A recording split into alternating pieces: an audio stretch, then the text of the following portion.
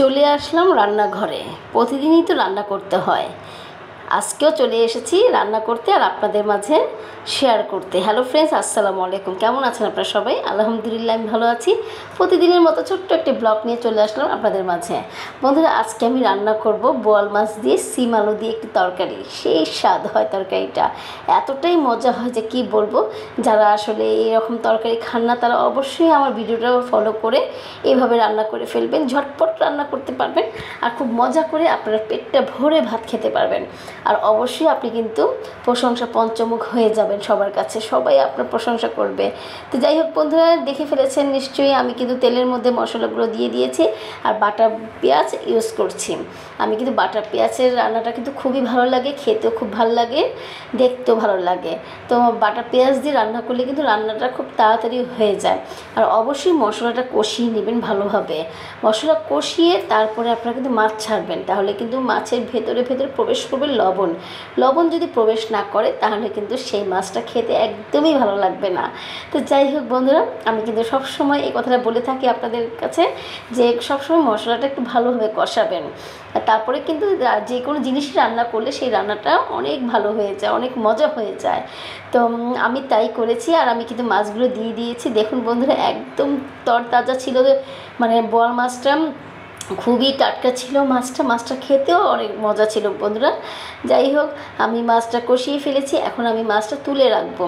কারণ তুলে না রাখলে দেখা যায় যে সবজিগুলো যদি আমি এখনই দিয়ে দিই তাহলে কিন্তু সেই মানে সবজি আর মাছ একসাথে মিশে কিন্তু একদম নরম হয়ে যাবে। মাছটা একদম মিশে যাবে তরকারির সাথে, খেতে কিন্তু একদমই ভালো লাগবে না। তো এই কারণে অবশ্যই মাছটা তুলে রাখবেন, ঝোল থেকে একটু উঠিয়ে রাখবেন, তারপরে আমরা সবজিগুলো ছেড়ে দিব। তো বন্ধুরা, একটি কথা বলছি আপনাদেরকে, আপনারা কিন্তু মানে সদস্য যে কয়জন আছেন আপনার পরিবারে সেই কয়টাই মাছ নেওয়ার চেষ্টা করবেন।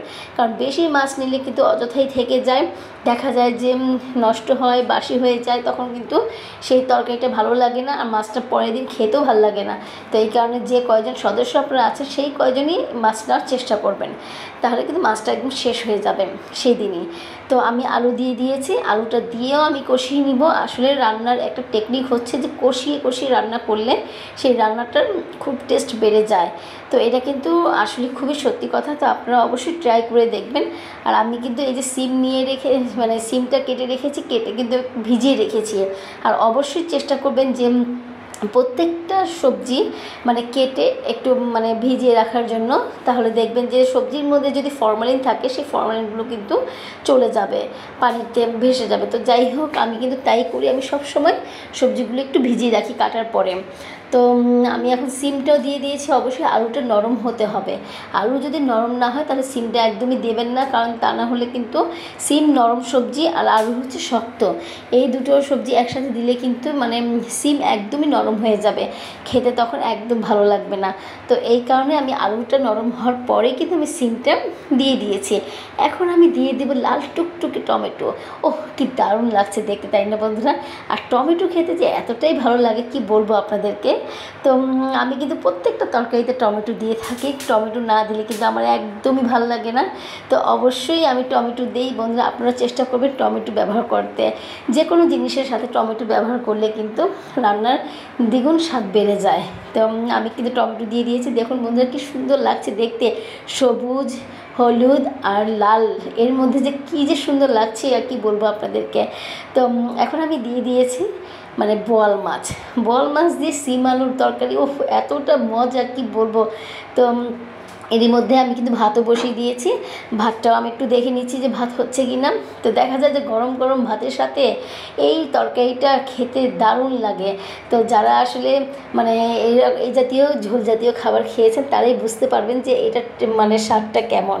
তো আমি কিন্তু আজকে পেটটা ভরে ভাত খেয়েছি বন্ধুরা, সত্যি বলছি। আপনারা কিন্তু অবশ্যই চেষ্টা করবেন আমার এই ভিডিওটা ফলো করে এরকম করে রান্না করার জন্য।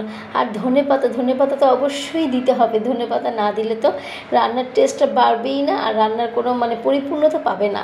ধনেপাতা দেওয়ার পরেই কিন্তু রান্নার পরিপূর্ণতা চলে আসে। তো দেখতেও ভালো লাগে আর ঘ্রাণে তো পেটে ভরে যায় ধনেপাতা। ও কি দারুণ লাগছে দেখতে, আসলে মন চাচ্ছে যে আমি এখনই একদম খেয়ে নিই।